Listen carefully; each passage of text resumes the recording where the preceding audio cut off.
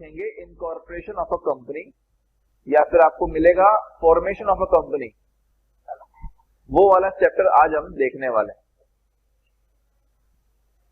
But basic thing first, हम कुछ basic चीजों के बारे में पहले बात करेंगे कि कंपनी क्या होता है, ये कॉन्सेप्ट कहां से आया, ये कंपनीज एक्ट कहां से आया, उससे पहले कौन सा एक्ट हुआ करता था, ऐसा क्या खराबी थी इसमें जो हम नया एक्ट लेकर आ गए। तो कुछ बेसिक चीजों के बारे में बात कर लेते हैं।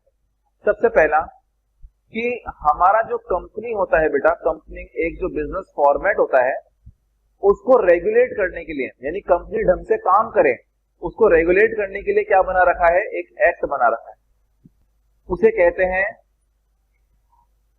द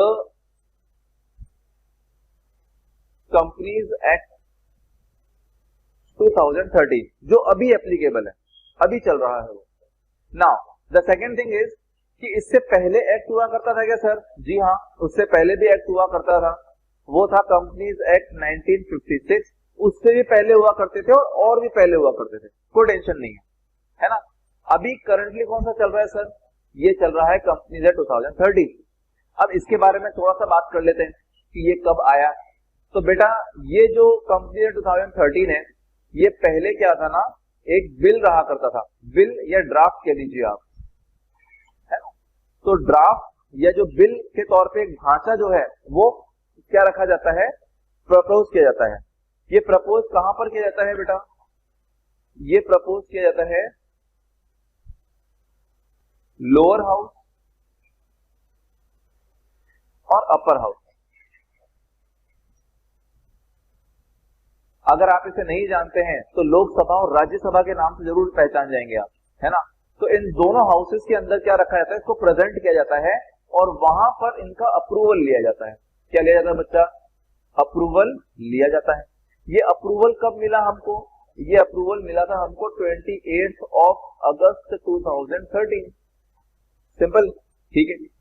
अगले ही दिन ये जो अप्रूव्ड जो बिल या ड्राफ्ट है ये जाता है हमारे प्रेसिडेंट के पास, और प्रेसिडेंट जो है वो इसको असेंट दे देते हैं। असेंट मतलब अपना अप्रूवल दे देते हैं बाय वे ऑफ साइन करके, है ना। और ये असेंट कब दिया गया? ये असेंट दिया है बेटा 30 अगस्त 2013 को, ठीक है। तो इस दिन मतलब जिस दिन साइन किया प्रेसिडेंट ने उस दिन हमारा बिल अब बिल नहीं रहा, अब क्या हो गया है बेटा, वो अब हो चुका है कंपनीज एक्ट 2013। समझ में आया? ऐसा। फिर इसकी एप्लीकेबिलिटी अगर बात करें, अच्छा उससे पहले मैं एक चीज बता दूं, जब भी आप अपने आंसर के अंदर कंपनीज एक्ट को मेंशन करेंगे तो आपको इसी तरीके से मेंशन करना है द कंपनीज एक्ट 2013, जिसके अंदर कंपनीज का सी कैपिटल, ए कैपिटल, कॉमा आना चाहिए और 2013 अच्छे से आपको लिखना है, अदरवाइज आपके मार्क्स कट जाएंगे और कुछ नहीं होने जाना, ठीक है। चलिए coming back on the topic again कि हमारे कंपनीज एक्ट 2013 सर एप्लीकेबल कब हुआ? तो इसका बेटा ये जो एप्लीकेबिलिटी है, इसकी एप्लीकेबिलिटी, ये एप्लीकेबिलिटी बेटा पार्शियल है। सर पार्शियल मतलब थोड़ा सा आज, फिर थोड़ा सा कभी कल, फिर थोड़ा सा परसों, ऐसा करके। तो पार्शियली देखो बेटा, सेक्शन जो 1 है वो आया था आपके 30 अगस्त 2013 को ही आ गया था उसी दिन, है ना, ऑफिशियल गैजेट में आ चुका था ये। एंड उसके बाद 98 सेक्शंस जो हैं, 98 नंबर 98 नहीं, 98 लाइक काउंटिंग के अंदर 98 सेक्शंस जो है वो आए थे आपके 12 सितंबर 2013 को। क्लियर हुआ? ये लो। फिर उसके बाद और सेक्शंस आए थे, वो थे अपने सेक्शन 183 सेक्शंस आए थे जो कि आए थे अपने 1 अप्रैल 2013 को। ऐसे पार्शियली क्या है, अप्लाई होता जा रहा है बेटा कंपनी से 2013। क्लियर हुआ? चलो बहुत ही अच्छी बात है। तो ये एक बेसिक फ्रेमवर्क है जहां से हम एक्ट को लेकर आते हैं, है ना। चलो नेक्स्ट हम बात करते हैं कि सर इसके अंदर कितने सेक्शंस हैं। तो यहां पर नंबर ऑफ सेक्शंस की अगर बात करें तो नंबर ऑफ सेक्शंस है बेटा हमारे पास 470 इन टोटल, है ना, उसमें से कुछ नोटिफाइड हुए हैं, कुछ नोटिफाइड नहीं हुए हैं, लेकिन इन टोटल कंपनीज एक्ट में 470 सेक्शंस हैं। उसको डिवाइड किसमें किया गया है? चैप्टर्स के अंदर डिवाइड किया। चैप्टर्स कितने हैं सर? यहाँ पे डिवाइड किए गए हैं चैप्टर्स 29 के अंदर। एंड लास्ट शेड्यूल कितने हैं? वो है आपके 7। ठीक है, अब चैप्टर्स का यहाँ पे लॉजिक क्या है बेटा? चैप्टर्स का बेटा लॉजिक सिंपल सा ये है कि अगर मैं बोलूं कि डायरेक्टर्स के अपॉइंटमेंट का आप सेक्शन बताइए या उसके रिगार्डिंग मुझे प्रॉब्लम है उसको सॉल्व कीजिए, तो आप सेक्शन 1 से स्टार्ट करोगे तो ढूंढना, अगर चैप्टर नहीं हुआ तो। इसीलिए हमने हर एक टॉपिक के हिसाब से क्या किया, चैप्टर को डिवाइड करते गए और हमने इस तरह से 29 चैप्टर बना दिए हैं, जिसको हम सेक्शन 470 जो है वो अलग अलग करते हैं। क्लियर हुआ? चलो फिर इसके बाद हम बात कर लेते हैं, ये हो गया अपना। फिर इसके बाद कर लेते हैं अपनी रेगुलेटरी अथॉरिटीज कौन होती हैं। तो रेगुलेटरी अथॉरिटीज के अंदर देखो सिंपल सा एक फ्रेमवर्क चलता है जहां पे हमको रिपोर्टिंग करनी पड़ती है ना। तो सबसे लास्ट में आपको मिलेगा, सबसे लास्ट नहीं, सबसे फर्स्ट पॉइंट में कहूंगा, सबसे पहले होती है हमारी कंपनी। कंपनी काम करती है अच्छे से, कोई दिक्कत नहीं है, लेकिन कंपनी ढंग से काम कर रही है कैसे पता चलेगा? इसीलिए कंपनी जो है बेटा रिपोर्ट करती है एक अथॉरिटी को, जिसको कहते हैं अपन रजिस्ट्रार ऑफ कंपनीज। क्या कहते हैं बेटा इसको? रजिस्ट्रार ऑफ कंपनीज कहते हैं, है ना। इसको प्यार से अपन आरओसी भी कह सकते हैं, कोई टेंशन वाली बात नहीं है। अब याद रहे ये आरओसी अपने इंडिया में कितने हैं ये देखने वाली बात है। तो देखिए हमारे इंडिया, इसको रखने का बेसिक फ्रेमवर्क ये रहता है कि जितने स्टेट्स होंगे ना, हर एक स्टेट के अंदर हमारी कोशिश रहती है कि एक आरओसी हम बिठा दें। तो यहाँ पे एट प्रेजेंट कितने हैं? तो बेटा 25 आरओसी एट प्रेजेंट है। क्लियर हुआ? आप बोलोगे सर हमारे यहाँ तो स्टेट्स तो 29 या 30 के अराउंड है, तो 29 कैसे, 25 कैसे? तो उस केस के अंदर यह है बेटा कि कुछ ऐसे स्टेट होते हैं जहां पर जो नंबर ऑफ कंपनीज होती हैं वो बहुत कम होती हैं, तो उसके अंदर जो उसके पास का जो स्टेट होता है ना, वहां पे हम आरओसी सेट कर देते हैं और ये सारी कंपनीज जो हैं वो यहां पर चली जाती हैं पास के स्टेट के अंदर। समझ में आया? ठीक है। तो क्या सर ऐसा भी हो सकता है कि कोई एक ऐसा स्टेट हो जहां पर नंबर ऑफ कंपनीज बहुत ज्यादा हो, जिससे जो होने वाला काम है, जो वर्क जनरेशन है, वो बहुत ज्यादा हो? हाँ, ऐसा हो सकता है। और इसीलिए दो एक्सेप्शन मैं आपको बता रहा हूं जहां पर एक ही स्टेट के अंदर 2 आरओसी है। क्लियर हुआ? तो वो कौन कौन से स्टेट है? तो भाई एक ऐसा state, single state,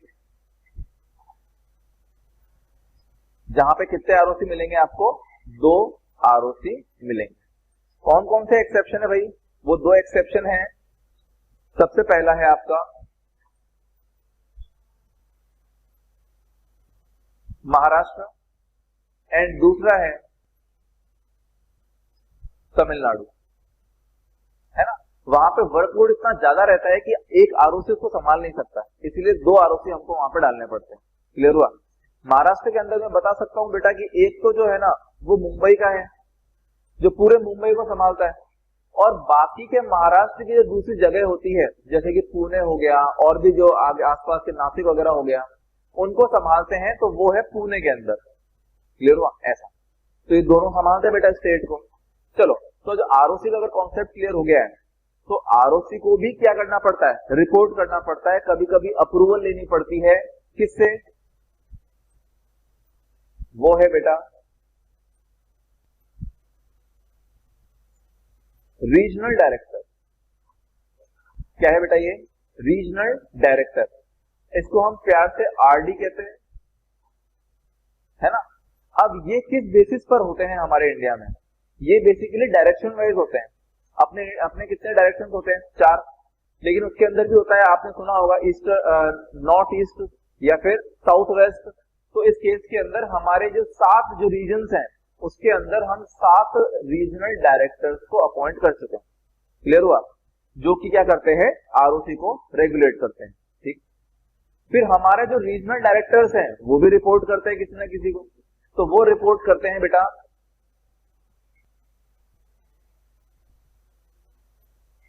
ministry of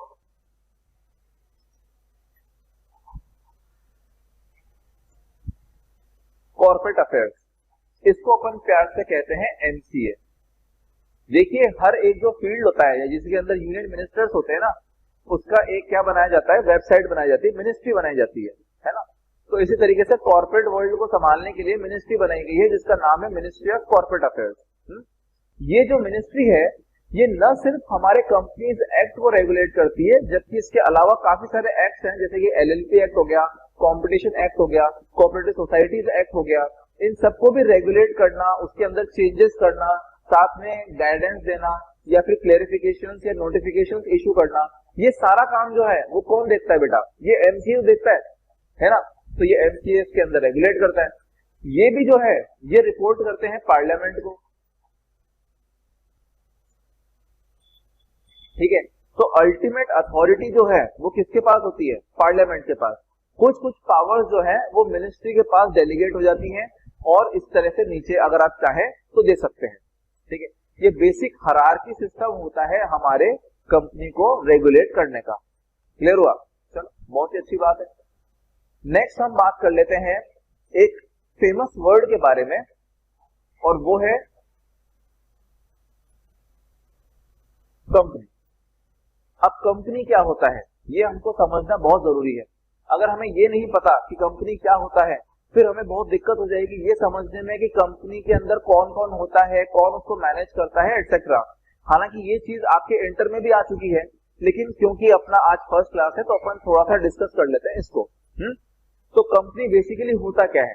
तो कंपनी क्या मैं कह सकता हूं कि बेसिकली कुछ नहीं, कंपनी एक तरह से एक कंपनी होती है जो कि इनकॉर्पोरेट होती है। ये मैं ऑफिशियल लैंग्वेज बता रहा हूं बेटा, जो इनकॉर्पोरेट होती है किसके अंडर, अंडर दिस एक्ट। यानी जो एक्ट है ना, कौन सा एक्ट बेटा, किसके बारे में बात कर रहा हूं मैं बात कर रहा हूं कंपनीज एक्ट 2013 के बारे में। क्लियर हुआ? जबकि दूसरा अब देखो यहां पर अगर अपन रुक गए तो फिर कंपनीज एक्ट 2013 के अंदर बनी हुई कंपनी को ही अगर अपन कंपनी मानने लग गए, तब तो कंपनीज एक्ट 2013 से पहले बनी हुई कंपनीज को हम कंपनी नहीं मान पाएंगे, जो कि एक बहुत सीरियस प्रॉब्लम आ जाएगा। जैसे कि आपने एशियन पेंट्स का नाम सुना होगा, आपने टाटा ग्रुप का नाम सुना होगा, रिलायंस इंडस्ट्रीज लिमिटेड का नाम सुना होगा। ये सब कहां की कंपनी बनी हुई है बेटा? ये 1990s के अंदर की कंपनी बनी हुई है ना। इवन की एशियन पेंट्स तो 1900 के स्टार्टिंग रेंज में बनी हुई है ना, अराउंड 100+ ईयर्स की है ये। तो हम इसको कैसे कंपनी का स्टेटस प्रोवाइड करें? तो हम इसको कर सकते हैं इस वर्ड से कि a company which is incorporated under this act और under previous corporate law, under any previous corporate law. अब इसको देखो अगर अपन समझें तो हमारे कंपनी से 2013 से पहले 1956 का एक्ट था, उससे पहले भी 1973 का एक्ट था। तो फिर उसका क्या करेंगे फिर अपन, 1873, तो उसको क्या करेंगे अपन? तो उसके अंदर ये बोलते हैं अपन कि भैया पिछले के जितने भी कॉर्पोरेट लॉज आए हुए हैं ना, उसके अंदर जो कंपनी बनी हुई है वो आज भी यह कहलाएगी, हमारी कंपनी कहलाती है। ठीक है, तो कंपनी के फॉर्मेट में हम ये समझ चुके हैं कि कंपनी क्या होता है। ठीक है भाई, बहुत ही अच्छी बात है। अब कंपनी के अंदर होते कौन है? तो कंपनी के अंदर बेटा बनाता कौन है कंपनी को? उसके जो मेंबर, जो प्रमोटर होते हैं, वो क्या बनाते हैं? कंपनी को बनाते हैं। ठीक है, तो इसकी जो ट्रू ओनर है कंपनी के, वो कौन होते हैं? तो कंपनी का ओनर कौन होता है, ये हमको ये समझने की बहुत जरूरत है। तो यहाँ पर जो ट्रू ओनर है वो होते हैं मेंबर, जिनके पास 100% पावर होती है काम करने की, है ना। यानी उसकी कोई चीज नहीं है जो वो काम कर नहीं सकते। ठीक है, आपको ये भी समझना पड़ेगा कि आपने जो मेंबर हैं वो कैसे काम कर सकते हैं। लाइक एक एक मेंबर अपने घर से बैठ के काम करेगा क्या, या ट्रांजैक्शन को एक्सरसाइज करेगा क्या? नहीं, ऐसा नहीं होता। कैसे काम करते हैं बेटा? ये अपनी पावर को एक्सरसाइज करते हैं जनरल मीटिंग के अंदर। कौन सी मीटिंग के अंदर? जनरल मीटिंग के अंदर। अब आप बोलोगे सर ये बताओ जनरल मीटिंग क्या होता है? तो जनरल मीटिंग के अंदर दो मीटिंग आती है बेसिकली। इसके अंदर आता है बेटा आपका ईओजीएम और आपका आता है इसके अंदर एजीएम। ये दोनों जो सेक्शन है ये आप इंटर में आके पढ़ के आ चुके हैं, ठीक है। तो आई होप आपको थोड़ा बहुत नॉलेज होगा इसका। तो ईओजीएम जो है वो बात करता है सेक्शन 100 और इसकी फुल फॉर्म है एक्स्ट्रा ऑर्डिनरी जनरल मीटिंग, है ना। यानी दो एजीएम के बीच में अगर आप कभी भी जनरल मीटिंग करवाते हो तो उसे हम एक्स्ट्रा ऑर्डिनरी जनरल मीटिंग कहते हैं। जबकि साल में एक जो मैंडेटरीली आपको करवानी पड़ती है मीटिंग जो कि मेंबर्स की होती है, दैट इज जनरल मीटिंग, और साल में करवानी पड़ रही है, इसीलिए हम इसको एनुअल बोल रहे हैं। तब जाके इसका नाम क्या निकल के आता है बेटा, एनुअल जनरल मीटिंग। क्लियर हुआ? इस तरीके से ये कौन सा सेक्शन बात करता है इसके लिए, तो हमारे कंपनीज एक्ट में सेक्शन 96 जो है ना वो एनुअल जनरल मीटिंग के बारे में बात करता है बेटा, है ना। तो मेंबर यहां पर बैठ के सारे अपने डिसीजंस लेते हैं। लेकिन सोचो अगर मेंबर ही सारे काम करने लग जाएगा तो फिर मेंबर तो एक एम्प्लॉय की तरह हो गया, लेकिन मेंबर तो यहाँ पे ओनर है। इसीलिए मेंबर जो है अपनी क्या करता है, कुछ पावर, क्या मैं लिख सकता हूं यहाँ पे सम पावर, तो कुछ पावर जो है वो यहां पर गिव अप कर देता है, या फिर मैं अगर चाहूं तो मैं कह सकता हूं डेलीगेट कर सकता है। यानी उसने दे दी, ओरिजिनली पावर किसकी है, मेंबर की, लेकिन उसने दे दिया किसी दूसरे को पावर। ये जो ग्रुप है ना बेटा, किसको दी है पावर, ये दी है बेटा आपके बोर्ड ऑफ डायरेक्टर्स को। किसको दी है बेटा, बोर्ड ऑफ डायरेक्टर्स को हमने पावर दी। क्लियर हुआ? ताकि ये लोग क्या कर सकें, हमारी कंपनी को चला सकें। यही तो हमारी कंपनी के क्या होंगे, आंख, नाक, कान, हाथ, पैर, दिमाग का काम करते हैं ये, नहीं क्या? क्योंकि हमारी कंपनी कैसी है बेटा, आर्टिफिशियल लीगल पर्सन, तो फिर उसको चलाएंगे कैसे, दिमाग तो उसका कुछ है ही नहीं। तो वो किसके थ्रू चलती है, वो बोर्ड ऑफ डायरेक्टर्स के थ्रू चलती है। इसके अंदर मेंबर आराम से चिल मार सकता है और बोर्ड डायरेक्टर काम करते हैं किसकी पावर से, मेंबर की दी हुई पावर से। क्लियर हुआ? ये चीज यहां पर जो इसकी पावर्स है ये लोग एक्सरसाइज कहां कैसे करेंगे बेटा, तो जसवंत सर ने जैसा बताया कि जैसे मेंबर अपनी पावर एक्सरसाइज करते हैं जनरल मीटिंग के अंदर, उसी तरीके से बोर्ड डायरेक्टर कैसे पावर एक्सरसाइज करते हैं।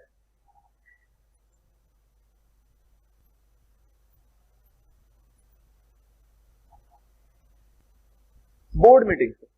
क्लियर हुआ?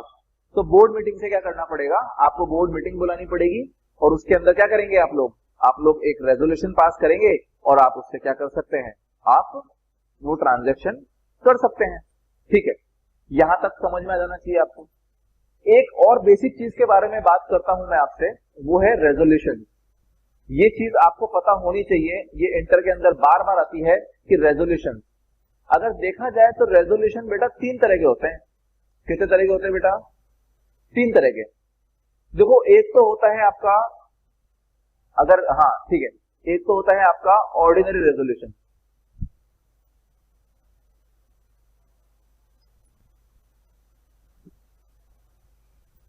एक होता है आपका स्पेशल रेजोल्यूशन, और एक होता है आपका रेजोल्यूशन रिक्वायरिंग स्पेशल नोटिस। चलो एक एक करके देखते हैं, तीनों चीजों को डिस्कस करते हैं अपन, है ना। तो आपका जो ऑर्डिनरी रेजोल्यूशन होता है वो क्या होता है, तो ऑर्डिनरी रेजोल्यूशन के अंदर बेटा ये सबसे बेसिक सिंपल मेजोरिटी होती है। इसको समझने से पहले मैं आपको एक चीज और बता दूं कि जो भी ट्रांजैक्शंस होते हैं वो कैसे डील किए जाते हैं। ट्रांजैक्शन यानी मान लो कंपनी का नाम बदलना है कि नहीं बदलना है, कैसे डिसाइड करोगे, तो मेंबर्स के पास आता है ये मैटर। तो मेंबर्स कैसे डिसाइड करेंगे बच्चा, तो मेंबर्स जो डिसाइड करते हैं ना कोई भी ट्रांजैक्शन, वो ट्रांजैक्शन डिसाइड करते हैं बाय वे ऑफ मेजोरिटी। किससे डिसाइड करते हैं बेटा, मेजोरिटी से। मेजोरिटी मतलब क्या होता है कि जहां पे ज्यादा गुट बन गया ना, जहां पे ज्यादा मेजोरिटी हो गई ना, वहां पे क्या है वो बात मान ली जाएगी। अब सपोज अगर मान लीजिए 100 मेंबर हैं, हाँ, और अगर कोई ट्रांजैक्शन अपन रखते हैं तो मेजोरिटी बनाने के लिए मुझे कितने लोग चाहिए, सोच के बताओ। अगर आपका जवाब उसके अंदर मोर देन 50 है तो मुबारक हो, आप बिल्कुल सही हैं, क्योंकि 50 पर नहीं बनेगा बेटा। अगर आपका जवाब 50 है ना तो फिर आप गलत है बेटा।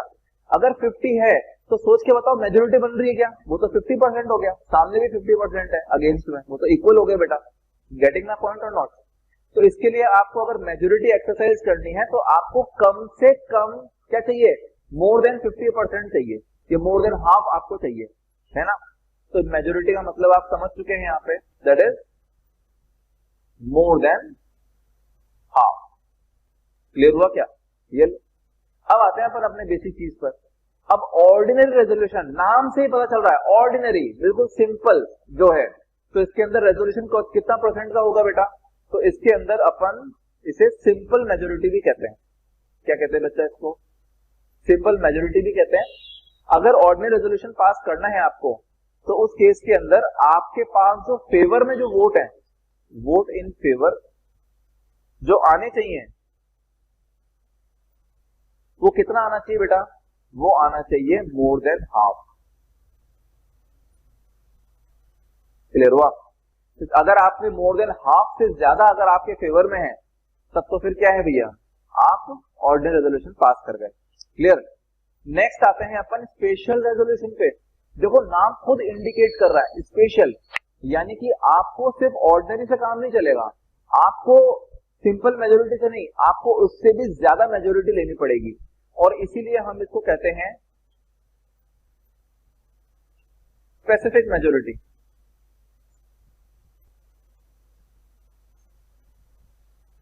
अगर आपको स्पेशल रेजोल्यूशन को स्कोर करना है तो आपको कितना चाहिए पड़ेगा?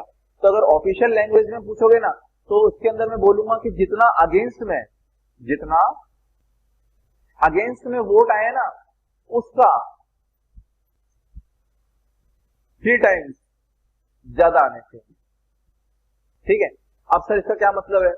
सिंपल शब्दों में समझाऊं तो 75% या फिर उससे ज्यादा आपको क्या चाहिए बेटा?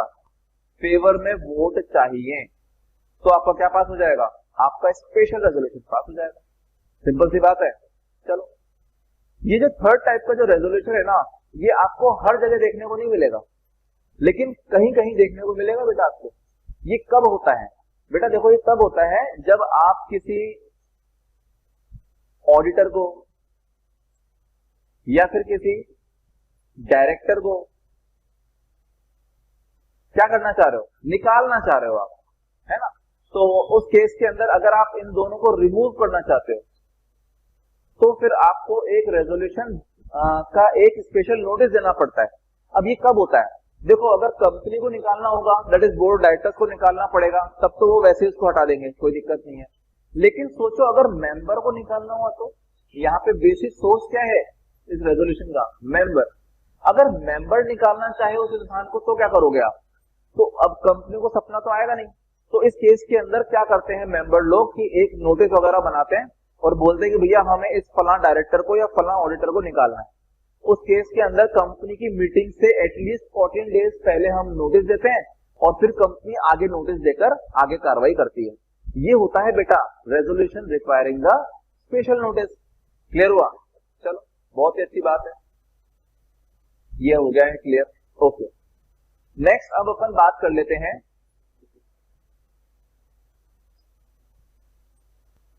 फीचर्स ऑफ कंपनी के बारे में,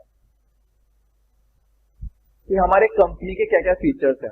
अब देखो इसके अंदर अगर आपको देखने को मिलता है कि characteristics of the company, advantages of the company, features of the company, तो ये बेटा सेम है, सब कुछ सेम है। क्लियर हुआ? तो चलो एक एक करके बात करते हैं इसके बारे में। सबसे पहला जो मैं बात करने वाला हूं वो है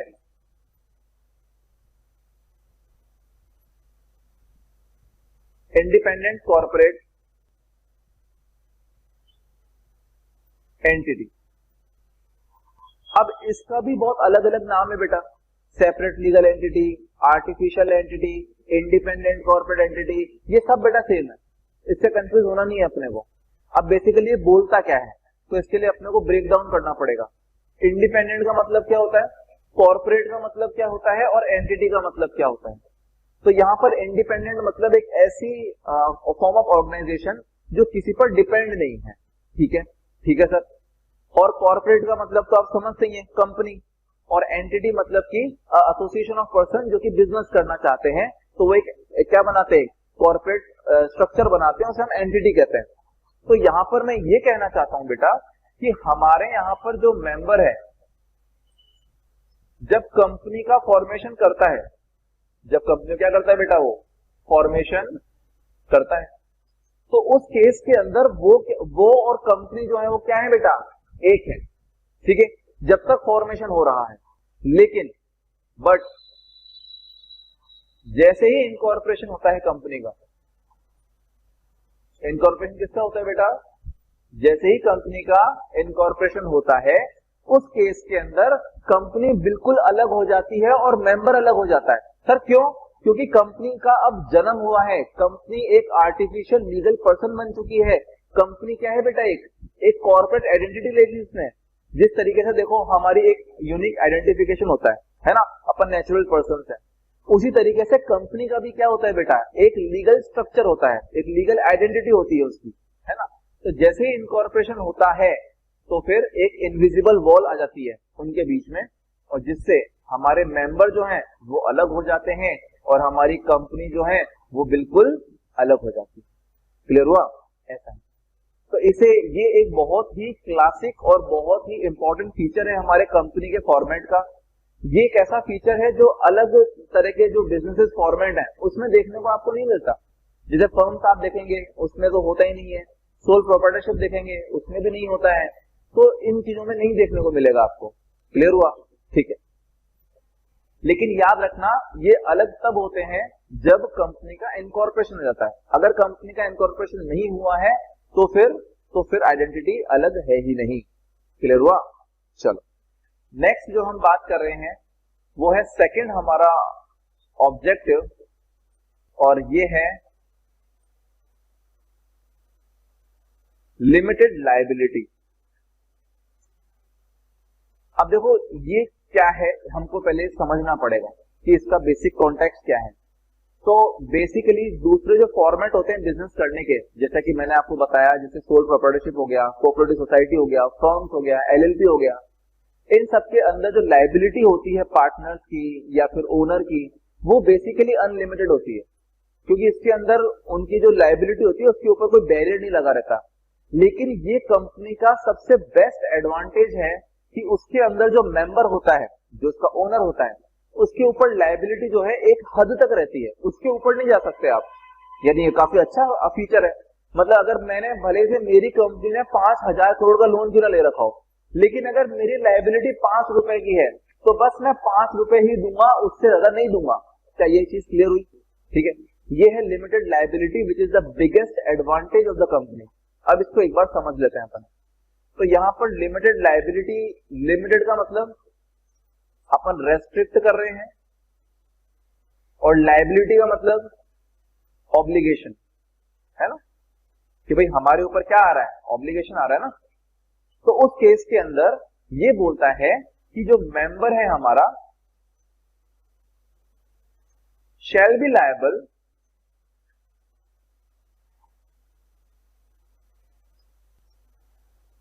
फॉर एन, अब ध्यान देना, for an unpaid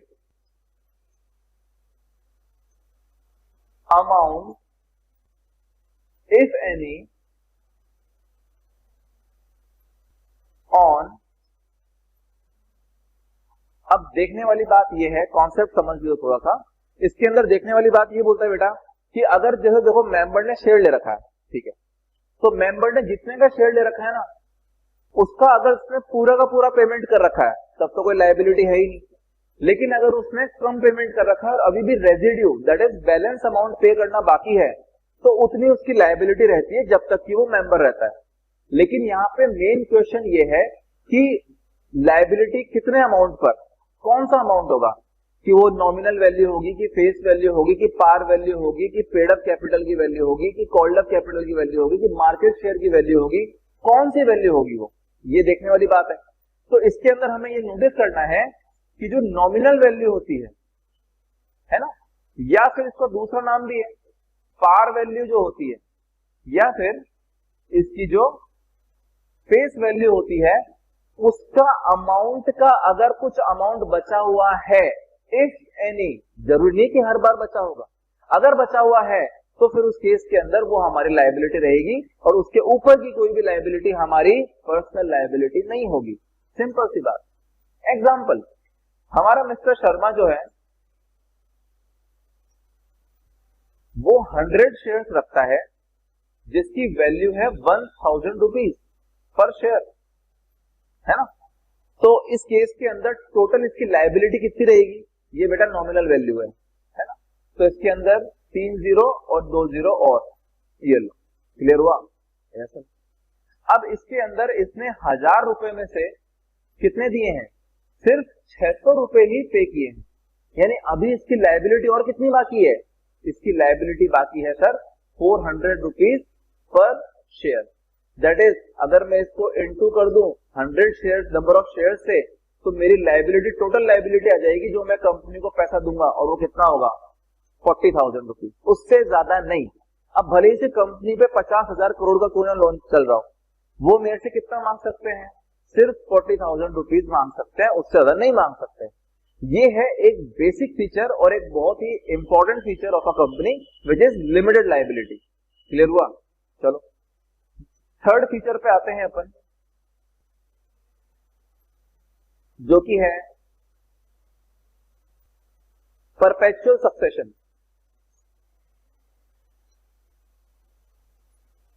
perpetual succession, अब ये क्या होता है, बेसिकली हमारी कंपनी जो है उसकी लाइफ कितनी होगी उसके बारे में हम यहाँ पे बात करने वाले हैं।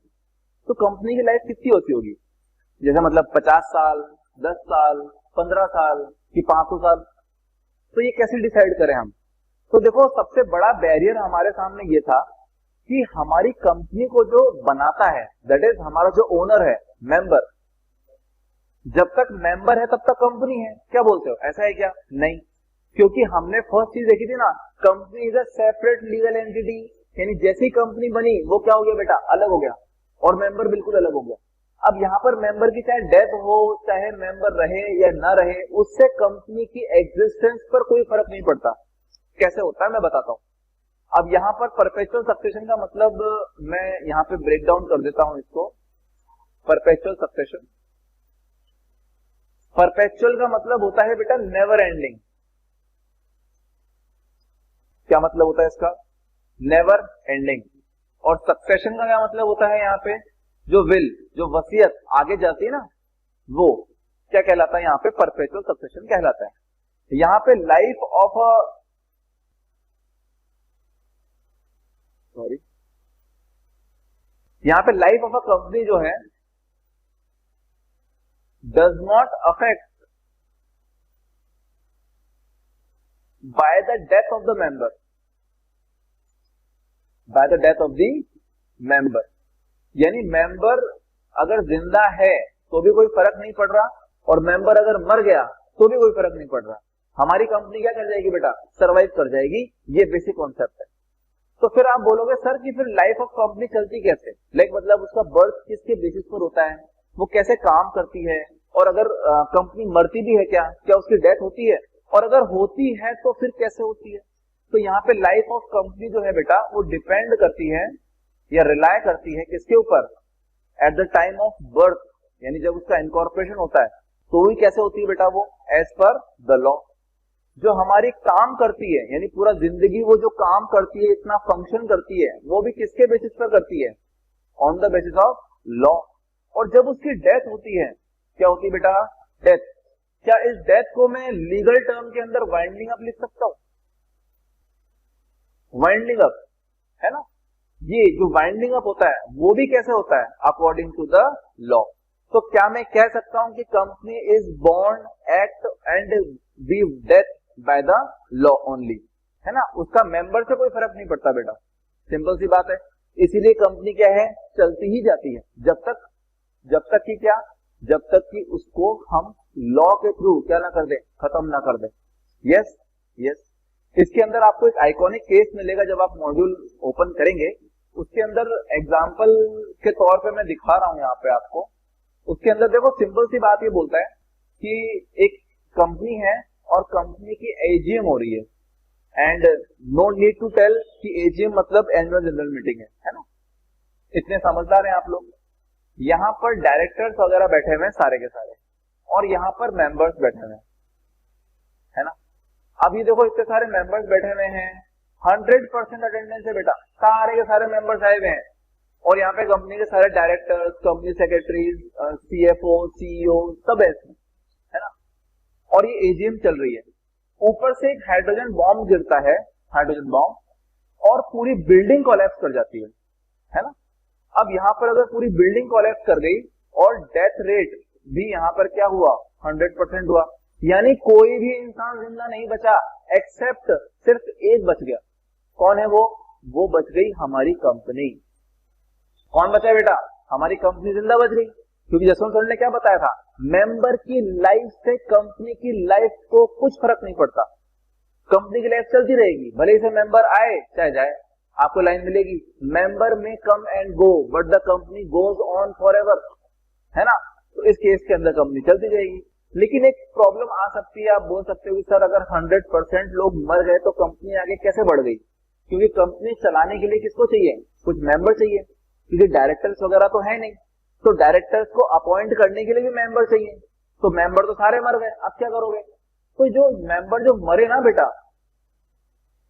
उनके जो शेयर्स हैं वो ऑटोमेटिकली ट्रांसफर हो जाएंगे, और इसे हम कहते हैं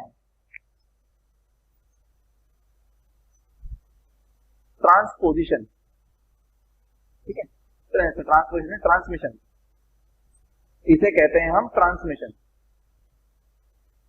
ठीक है।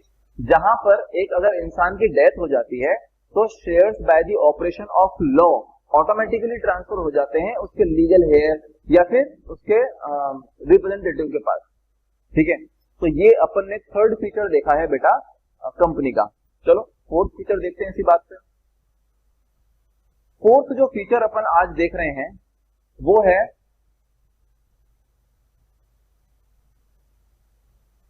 Separate property. अब इस चीज को आपको कंसिडर करना पड़ेगा कि जितने भी हम फीचर्स देख रहे हैं फर्स्ट फीचर के बाद, फर्स्ट फीचर कौन सा था, इंडिपेंडेंट कॉर्पोरेट एंटिटी, उसके बाद जितने भी फीचर देख रहे हैं ना वो इसीलिए हैं क्योंकि हमारी कंपनी एक अलग से एंटिटी बन चुकी है, और यही उसका इंसेप्शन है फोर्थ वाले फीचर का भी, जिसके अंदर बोलता है कि सेपरेट प्रॉपर्टी मतलब कि हमारी जो कंपनी है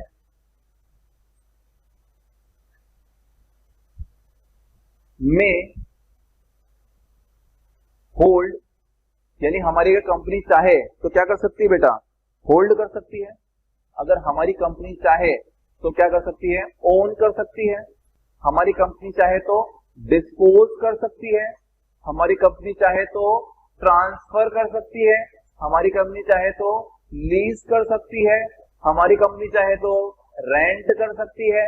यानी सर क्या आप ये कहना चाह रहे हो कि जिस तरह से एक नॉर्मल इंसान अपनी प्रॉपर्टी के साथ कुछ भी कर सकता है उस तरीके से हमारी कंपनी भी कुछ भी कर सकती है। बिल्कुल सही कह रहे हो आप, यही राइट जो है किसको मिला है, हमारी कंपनी को मिला है।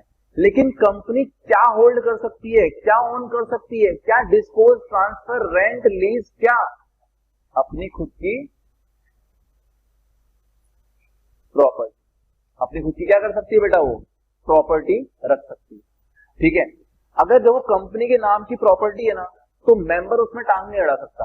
एग्जांपल, जैसे रिलायंस इंडस्ट्रीज लिमिटेड ने अपने नाम से एक प्लॉट ऑफ लैंड खरीदते हैं अगर वो, है ना, और अगर उसके अंदर हमारे मुकेश अंबानी आके बोलते हैं कि अरे ये कंपनी तो बनाई तो मैंने, अगर कंपनी का नाम से है तो बेसिकली किसके नाम की है, वो मेरे नाम की है, मुकेश अंबानी के नाम की है, तो क्या मुकेश अंबानी उसे यूज कर सकता है क्या, जी नहीं, उसे यूज नहीं कर सकता, वो कंपनी के नाम पर है, दैट इज वो कंपनी की प्रॉपर्टी है, और मेंबर का उस प्रॉपर्टी के ऊपर कोई राइट नहीं है।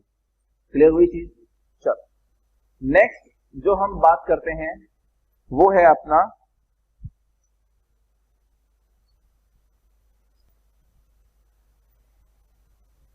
Transferability of share. ये भी एक बहुत अच्छा फीचर है, अगर आप इसको देखेंगे तो आपको पता चलेगा काफी अच्छा फीचर है ये, जिसके अंदर बेसिकली बोलता ये है कि जो मेंबर है ना कंपनी का, उसको शादी करने की जैसे जरूरत नहीं है, क्योंकि अगर जैसे मान लो आप मेंबर बन गए कंपनी के और हमने ट्रांसफर की आपको फैसिलिटी नहीं दी, तो फिर एक तरह से क्या हो गया बेटा, मेंबर वेड्स कंपनी, यानी कंपनी से बेसिकली आपने शादी कर ली ना, और क्या, जब तक जिंदगी चल रही है तब तक आपको कंपनी का मेंबर बने रहना पड़ेगा, जो कि एक इनजस्टिस होता है या फिर एक अनफेयर चीज लगेगी आपको, है ना। इसीलिए हमने उसको इरेज, उसी को हमने क्या करने के लिए, उसको सही करने के लिए हमने राइट दिया है कि मेंबर के पास ये राइट होता है कि जब भी उसकी इच्छा हो, जब भी वो चाहे, क्या कर सकता है बेटा, अपने शेयर्स ट्रांसफर कर सकता है ना, अनदर पर्सन। सर इससे मेंबर को क्या फायदा, तो मेंबर को बेटा ये फायदा है कि मेंबर को मिलती है लिक्विडिटी। क्या मिलती है इसको, लिक्विडिटी, यानी कि जब भी वो मेंबर चाहे अपने शेयर्स को सेल करके उसको कन्वर्ट किसमें कर सकता है, पैसे में कन्वर्ट कर सकता है, वो इजीली कन्वर्ट कर सकता है, इसीलिए उसको क्या कहते हैं अपन, लिक्विडिटी प्रोवाइड करता है। लेकिन यहां पर याद रखना, अपना जो ये राइट टू ट्रांसफर है, राइट टू ट्रांसफर शेयर्स, ये अलग अलग कंपनीज में अलग अलग तरह से काम करता है। अब यहां पर अपने को ये समझना पड़ेगा कि कौन कौन सी कंपनीज होती हैं। तो ब्रॉड वे में अगर मैं बताऊं, बिल्कुल ब्रॉड वे में, तो दो तरह की कंपनीज होती हैं बेटा, एक होती है आपकी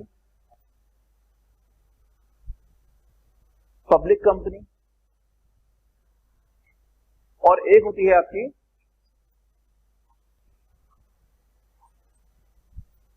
प्राइवेट कंपनी। ठीक है, दो तरह की कंपनी होती है। ठीक है, अब देखो अगर पब्लिक कंपनी के पॉइंट ऑफ व्यू से देखें तो क्या पब्लिक कंपनी के मेंबर को फ्रीली ट्रांसफरेबल का राइट दे देना चाहिए, तो देखा जाए तो हाँ बिल्कुल सही है, क्योंकि मेंबर्स उसमें बहुत ज्यादा रहते हैं, आप ऐसे रेस्ट्रिक्शन नहीं लगा सकते उनके ऊपर। तो पब्लिक कंपनी केस के अंदर कैसा रहता है बेटा, फ्रीली ट्रांसफरेबल रहता है, लेकिन किंतु परंतु कुछ रीजनेबल रेस्ट्रिक्शंस हम लगा सकते हैं, रीजनेबल रेस्ट्रिक्शंस हम लगा सकते हैं। सर रीजनेबल रेस्ट्रिक्शंस मतलब कि, रीजनेबल रेस्ट्रिक्शंस मतलब कि प्रॉपर फॉर्म आपका होना चाहिए, उसके अंदर डेट होनी चाहिए, साइन होना चाहिए, स्टैंप लगा हुआ होना चाहिए, है ना। तो ये कुछ बेसिक चीजें हम उनसे एक्सपेक्ट कर सकते हैं कि भाई ये तो आपको करना ही पड़ेगा, है ना। वैसे हम कभी भी उनको रेस्ट्रिक्ट नहीं करेंगे। बात करें अगर प्राइवेट कंपनी की, तो देखो नाम से ही पता चल रहा है प्राइवेट, प्राइवेट यानी कि छोटा सा ग्रुप ऑफ पर्सन, उसके अंदर अगर हम रेस्ट्रिक्ट करना चाहें तो कर सकते हैं क्या, जी हाँ, हम अगर चाहें तो उसके अंदर रेस्ट्रिक्शंस लगा सकते हैं। यस, कहां पर लगाएंगे रेस्ट्रिक्शंस, तो बेटा हम ये रेस्ट्रिक्शंस डाल सकते हैं आर्टिकल ऑफ एसोसिएशन के अंदर। अब आप बोलोगे सर आप एक चीज को बताते हो और दो नई चीज बता देते हो, अब ये बताओ कि आर्टिकल ऑफ एसोसिएशन क्या होता है। तो आर्टिकल ऑफ एसोसिएशन एक कॉन्स्टिट्यूशनल डॉक्यूमेंट होता है जिसके अंदर इंटरनल रेगुलेशंस, क्या बेटा क्या बोला मैंने, इंटरनल रेगुलेशंस मेंटेन करने के लिए क्या बनाया जाता है, वो डॉक्यूमेंट बनाया जाता है कि डिविडेंड कब देना है, कितना देना है, डायरेक्टर्स कब आएगा, कब छुट्टी लेगा, क्या स्कोप होगा, कितना रेम्यूनरेशन दिया जाएगा, ऑडिटर कितने होंगे, ये सारी चीजें जो हैं वो आपको यहाँ पर देखने को मिल जाएंगी, है ना। उसके अंदर आप रेस्ट्रिक्शंस डाल सकते हैं regarding the transferability of shares only in case of private company. Clear हुआ क्या, ठीक है। नेक्स्ट आते हैं अपन फीचर्स पे, जो कि आपका फीचर है नंबर 6 और वो है बेटा कॉमन सील। ठीक है, कॉमन सील के बारे में अपन बात करते हैं। अब सबसे पहला सवाल तो आप ये पूछोगे सर कि कॉमन सील होता क्या है, पहले तो ये बताओ। तो common seal basically nothing but an approval, और हम कह सकते हैं अ सिग्नेचर ऑफ अ कंपनी।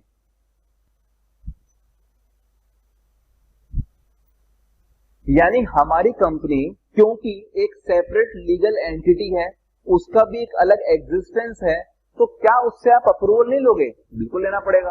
अगर मान लो कंपनी के पास प्रॉपर्टी है और कंपनी को आप बोलते हो कि ये प्रॉपर्टी मेरे को बेच दो 5 करोड़ रुपए में, तो उस केस में कंपनी साइन करेगी, अप्रूवल देगी नहीं देगी, बिल्कुल देगी, क्योंकि क्या है वो बेटा, सेपरेट लीगल एंटिटी। लेकिन हमारी कंपनी एक नेचुरल पर्सन नहीं है। नेचुरल पर्सन यानी कि आप और हम, वो एक कैसी है, एक सेपरेट लीगल एंटिटी है जो कि पेन नहीं उठा सकती, साइन नहीं कर सकती।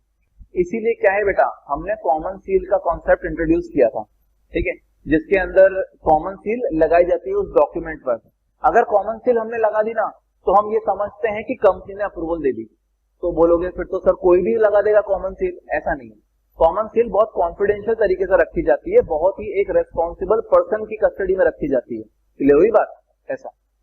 तो अगर आप समझ रहे हो कि वो जो ब्लू कलर का वो जैसे ठप्प ठप्प ठप्प करते रहते हैं वो कॉमन सील है, तो बेटा मैं बता दूं उसको रबर स्टैंप कहते हैं, कॉमन सील नहीं। कॉमन सील अलग होती है ना। चलो, तो इसके अंदर जो अप्रूवल या सिग्नेचर जो कंपनी करती है उसे हम कॉमन सील कहते हैं। और अर्लियर ये जो कॉमन सील रखना है, हैविंग अ कॉमन सील,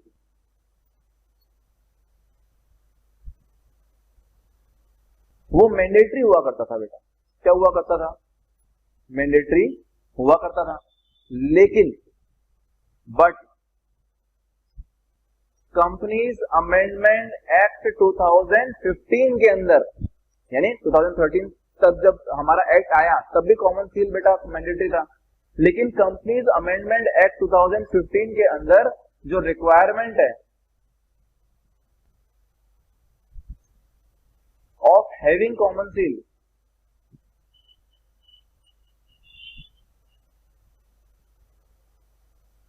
वो क्या हो चुकी है अब आज के टाइम में? ऑप्शनल हो चुकी है। क्या हो चुकी है बच्चा? ऑप्शनल हो चुकी है ना। यानी आज के टाइम में अगर मैं कंपनी बनाता हूं तो मैं भले ही से अगर कॉमन सील नहीं भी रखूंगा ना तो भी चलेगा, ठीक है। तो आप बोलोगे सर अगर कॉमन सील आपने नहीं रखी और कंपनी से आपको कॉन्ट्रैक्ट करना पड़ा, या कंपनी किसी के साथ कॉन्ट्रैक्ट कर रही है और हमारा कंपनीज एक्ट ये बोलता है कि कंपनी का सिग्नेचर या अप्रूवल चाहिए, तो फिर सर कैसे लगाओगे आप कॉमन सील? क्योंकि कॉमन सील तो है ही नहीं आपके पास। तो इसका जवाब मिलेगा इसके अंदर कि बेटा जो कॉमन सील है, दो इसके सिनेरियोज हो सकते हैं बेटा। देखो, या तो देखो एक ऐसी कंपनी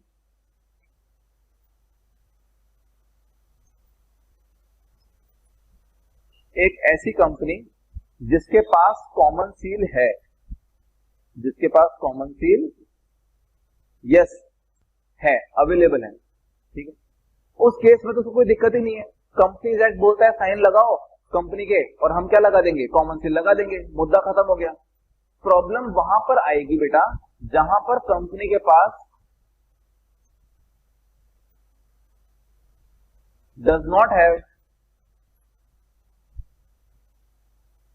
कॉमन सील, यानी ऐसी सिचुएशन जहां पर कंपनी के पास कॉमन सील ही नहीं है।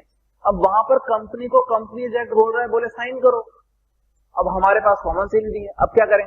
अब देखो इसके अंदर भी दो सिनेरियोज निकल सकते हैं बेटा। इसके अंदर सबसे पहले हम उस कंपनी से पूछेंगे कि आप ये बताओ कि आपके पास कंपनी सेक्रेटरी है क्या? आपके पास कंपनी सेक्रेटरी है क्या? अगर देखो कंपनी सेक्रेटरी है, यस आपके पास कंपनी सेक्रेटरी है, तो उस केस के अंदर आपको एक कंपनी सेक्रेटरी का एंड एक डायरेक्टर का साइन ले लेना है। क्या ले लेना है? साइन ले लेना है उस डॉक्यूमेंट के ऊपर। दो साइन लगेंगे बेटा। सबसे पहला किसका साइन लगेगा? आपका, एक कंपनी सेक्रेटरी का और एक डायरेक्टर का। दोनों ने अगर साइन कर दिए ना तो हम मान लेंगे कि कंपनी ने साइन कर दिया, कंपनी का साइन हो गया, ठीक है। चलो सर ऐसा भी तो हो सकता है ना कि कंपनी सेक्रेटरी न हो, क्योंकि हर कंपनी के अंदर कंपनी सेक्रेटरी ऐसा नहीं होता। ऐसी कंपनी जिसका paid up share capital 10 crore या उससे ऊपर है, उसको क्या करना पड़ता है? कंपनी सेक्रेटरी अपॉइंट करना पड़ता है। तो छोटी कंपनी जिनके पास कंपनी सेक्रेटरी नहीं है, वो लोग क्या करेंगे? उस केस के अंदर बेटा आपकी कंपनी के अंदर ना दो डायरेक्टर जरूर होंगे, दो डायरेक्टर जरूर होंगे। वो दो डायरेक्टर जो है ना, वो दो डायरेक्टर साइन कर देंगे डॉक्यूमेंट, और अगर वो दो डायरेक्टर साइन कर देते हैं तो हम मान लेंगे कि आपने कॉमन सील की रिक्वायरमेंट को पूरा कर लिया है। अब बताओ समझ में आया? ठीक है, तो ये जो चीजें हैं ये आपके सामने कॉमन सील का पॉइंट है, जो यहाँ पर आपके फीचर्स जो हैं वो सारे खत्म होते हैं। ठीक है, चलो नेक्स्ट जो हम बात कर रहे हैं वो बात कर रहे हैं हम टाइप्स ऑफ कंपनीज के बारे में, कि हमारी कंपनी जो है वो कितने तरह की हो सकती है, टाइप्स ऑफ कंपनी। तो देखो अगर मेरे से पर्सनली पूछो तो दो तरह की कंपनी होती है, और एक्ट के पॉइंट ऑफ व्यू से अगर अपन देखें तो तीन तरह की कंपनी होती है। तो अपन एक्ट की सुन लेते हैं सबसे पहला, फिर देखते हैं कि मैं कितना सही हूं उसके अंदर, है ना। तो चलिए, जैसा कि मैंने आपको ब्रॉडली बताया कि दो तरह की कंपनी होती हैं, एक होती है आपकी बेटा कौन सी, पब्लिक कंपनी, एक होती है आपकी कौन सी, प्राइवेट कंपनी। कौन सी कंपनी बेटा, प्राइवेट कंपनी। आप बोलोगे हाँ सर ये दो तरह की कंपनी होती हैं, नहीं, एक्ट के अकॉर्डिंगली तीसरी तरह की कंपनी भी होती है जो कि इस बार नई नई इंट्रोड्यूस हुई है नए एक्ट के अंदर, और वो है वन पर्सन कंपनी, है ना। तो इसको हम प्यार से ओपीसी भी बोलते हैं, अगर आपने कहीं सुना हो, पढ़ा हो, है ना, देखा हो, तो इसे हम ओपीसी कहते हैं। ठीक, लेकिन जब ओपीसी को एक्सप्लेन करने जाते हैं या जब हम देखते हैं कि ओपीसी होता क्या है, तो उसके अंदर बोलता है OPC is nothing but a private company. OPC is nothing but a private company होती है। ठीक है, तो ये चीज इस कारण से हमारे क्या हो जाएगी बेटा, दो तरह की कंपनी हो जाएगी, एक हो जाएगी हमारी पब्लिक कंपनी और एक हो जाएगी हमारी प्राइवेट कंपनी। ठीक है, ये जो पब्लिक कंपनी है इसकी भी डेफिनेशन मिलती है, वो डेफिनेशन मिलती है बेटा सेक्शन 2 के क्लॉज 71 के अंदर। याद रखना, अभी से चालू कर दो, बहुत फायदा मिलने वाला। ठीक है, वन पर्सन कंपनी की जो डेफिनेशन है वो मिलती है आपको सेक्शन 2 क्लॉज 62 के अंदर। ठीक है, एंड प्राइवेट कंपनी की जो डेफिनेशन है वो मिलती है आपको सेक्शन 2 क्लॉज 68 के अंदर। ठीक है, तो ये तीन तरह की कंपनी अपने यहां पर होती है। वन पर्सन कंपनी क्या होती है, एक ऐसी कंपनी जिसके अंदर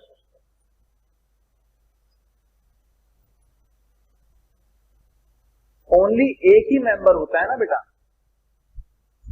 उसे हम क्या कहते हैं, उसे हम ओपीसी कहते हैं, वन पर्सन कंपनी कहते हैं। याद रखना, इसके अंदर एक जो मेंबर है वो ऑप्शन नहीं है कि एक हो या एक से ज्यादा हो, नहीं, हमेशा एक ही रहेगा। At any point of time किसी भी ओपीसी के अंदर at any point of time given आपको हमेशा एक ही मेंबर मिलेगा। क्लियर हुआ? तो ये है भैया आपका ओपीसी। ठीक है, प्राइवेट कंपनी और पब्लिक कंपनी के बारे में हम कल देखते हैं। ठीक है, चलो, थैंक यू वेरी मच बच्चों, कल मिलते हैं।